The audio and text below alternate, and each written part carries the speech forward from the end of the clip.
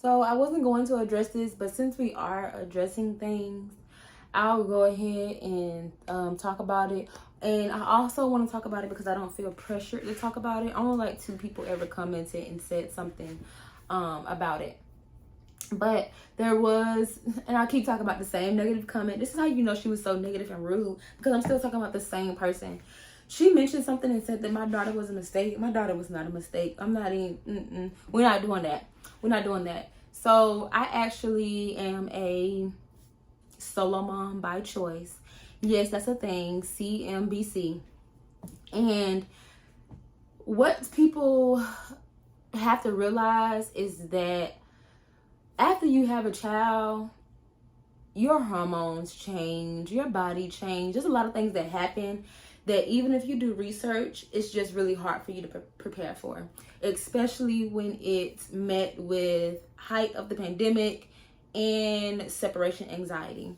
So there was a lot of things that happened after I had my daughter. First, she was in the NICU for about 60 days. She had to have open heart surgery, things like that, which I took like a champ. My mama would tell you, I took like a champ. I didn't question God. I didn't question what was going on. I was doing what I had to do. I was working, coming to the NICU. I would be there overnight. Like, I was pumping my breast milk, giving her breast milk. Like, nothing was wrong. Nothing started being the matter.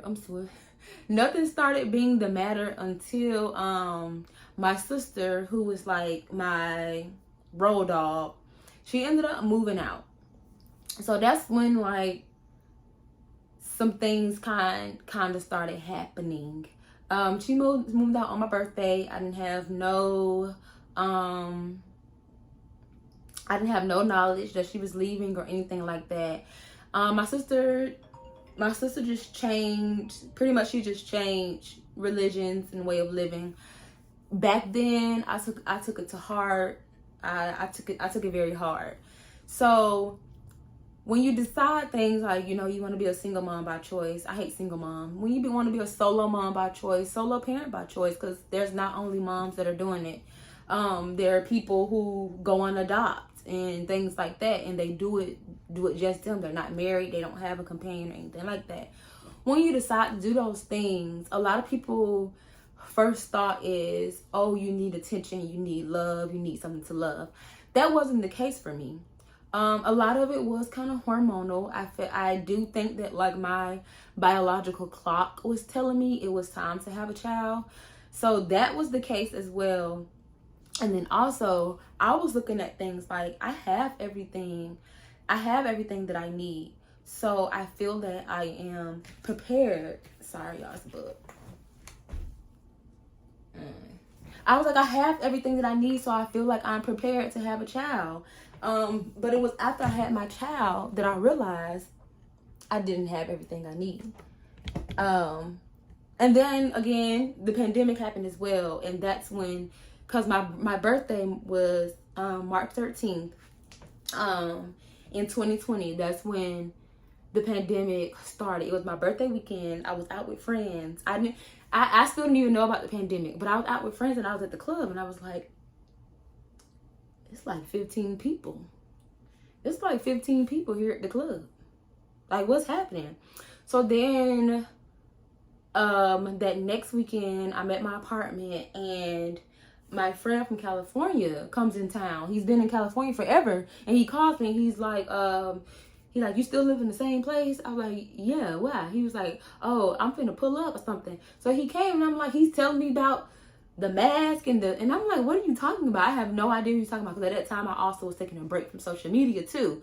So that's the thing. If you're not on social media and you don't like actively watch the news, it's gonna be hard for you to know what's going on. I don't listen to the radio. I wasn't heavy on YouTube like that either. So I didn't know. He was telling about masks and showing me pictures and stuff like that about the people in the hospital. And I was like, I heard nothing about this. I knew nothing about this at all. So anyways, I was met with that as well. And it was a lot. And I had postpartum depression. But when I talked to my therapist and I really deep dived into things, I don't think that my depression was from the fact that I had a child.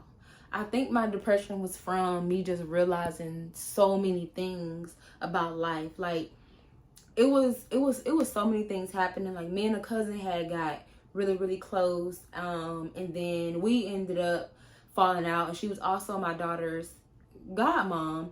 And then I think me and another friend stopped being friends. It was so much at once that I just wasn't used to. I was used to having my family, you know, having my mom, my dad. I was used to all that, having my sister. Then my cousin, she ran away. And I'm telling y'all all this to put some things into perspective. And because people think that, oh, if a man was in your life, it would be better. That's not always the case. Like, I could have had a husband and my life could have went exactly the same way or worse. I'm sorry, but a lot of married people, when you actually get underneath the smiles and the giggles, they're not happy. And I'd rather be happy single than unhappy married. So I just, no, not for me. But and I know a lot of people, y'all favorite thing is you never know what God may have in store for you. I'm praying to God for what's in store for me, not to be a husband. Please, God, whatever is in store for me, I do not want to be married. Please, please, don't let my purpose be married. That is not a desire of mine. I never want that. Please don't put that on me. I don't want it. Some people don't want it. It's okay. I wish people would stop acting like a woman's worth is based on having a man, or even vice versa, because people do it to men. I'm never going to be one of those people that only stand in solidarity with women or only stand in solidarity with Black people. There's problems in every single area that needs to be addressed and needs to be worked on and worked out. So people needs to stop putting value in if a person is single or married or not. Don't do that. It's tacky. It's disgusting. It's old school. Let's just not do that. So when I get questions like, where's her dad? It don't hurt my feelings at all or anything like that. I think it would hurt my feelings more if like I was in a relationship and like I thought we was going to be a big happy family and things like that. But that's just not the case with me. Life was going good. Life was going great. I kind of had a rosy eye picture of my life before I had her. And I learned a valuable lesson from it, but I don't regret it at all. And people say that sometimes and they're lying. But when I say I don't regret it, I absolutely mean that. My daughter, I adore so much. Like, I love her. I can't wait to see the little human she turns out to be. And sometimes I wonder if the situation I'm in, because y'all have to remember, I didn't grow up like this. Because somebody tried to say that as well. Was like, I'm just continuing the cycle of my mom. No, I'm not. My mom, we have always lived in houses with 5 bedrooms. Like, this is the second house. Before that, we lived in a house as well. Like, we have, and that's not me bragging. I'm just saying that we never was struggling. And I think that's another reason, like what I was saying about the other video, that my mom is not coddling me or babying me, because she wants me to go out and get it, because she went out and get it. So she expected the same thing from me. So lost my train of thought what I was saying there. But basically I was just saying that I had everything that I needed before I had my child.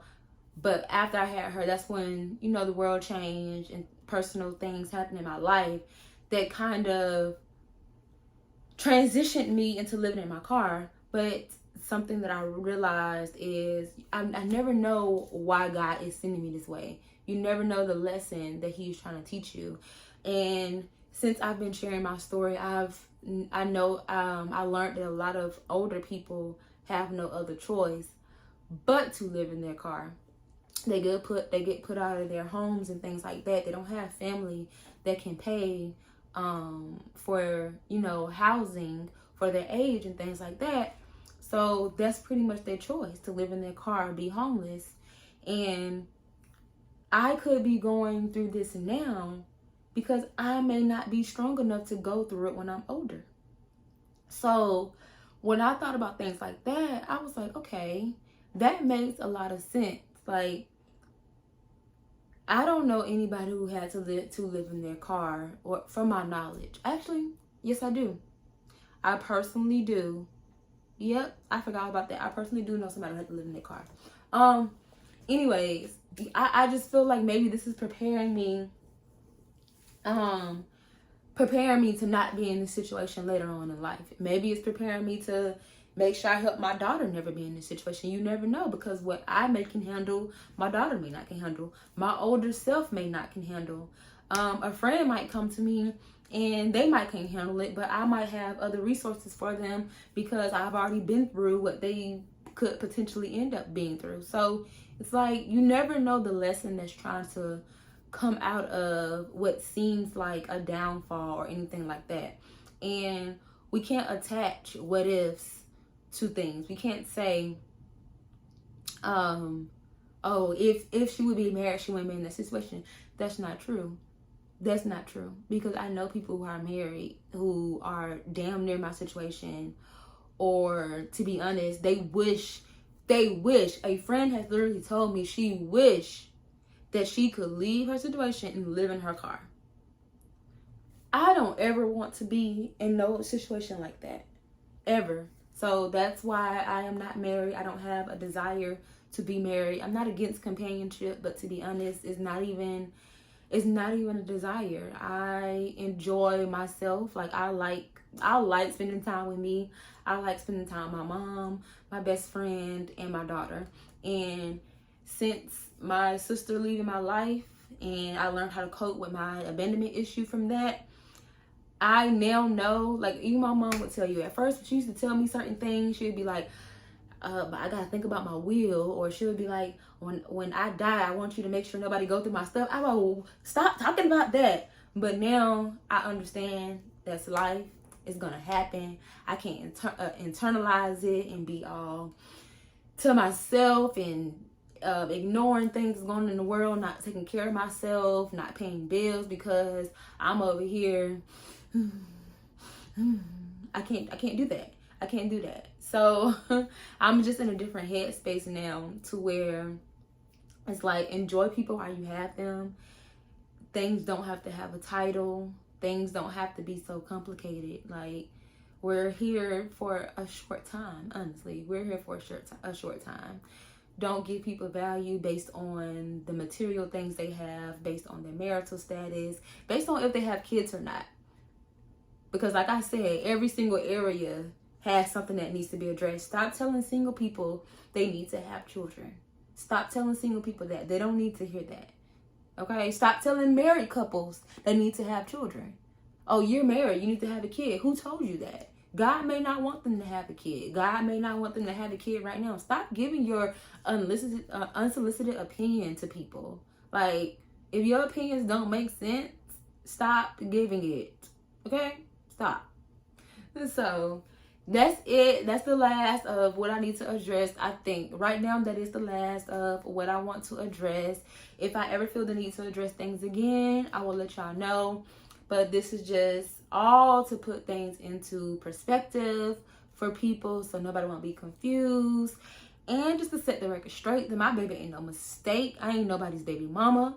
Okay? That's cool if that was your situation, but you're not gonna keep on saying that about me, because I know what people do is they do project. They project their situation onto you. Like, when they feel guilty about something, or they was embarrassed about something that happened to them, they'll try to project it on you. Because I could have been like, well, where's your baby daddy? Show me the proof of your baby dad. Like, I could have been like that. Email me your marriage certificate. But I don't even want to do that, because your life sucks. That don't mean my life sucks. So you keep doing you, and I'm gonna keep doing me. Okay? All right. Y'all have a good one. I'm going to see y'all in the next video. I did not forget about Divvy. I am going to upload about Divvy.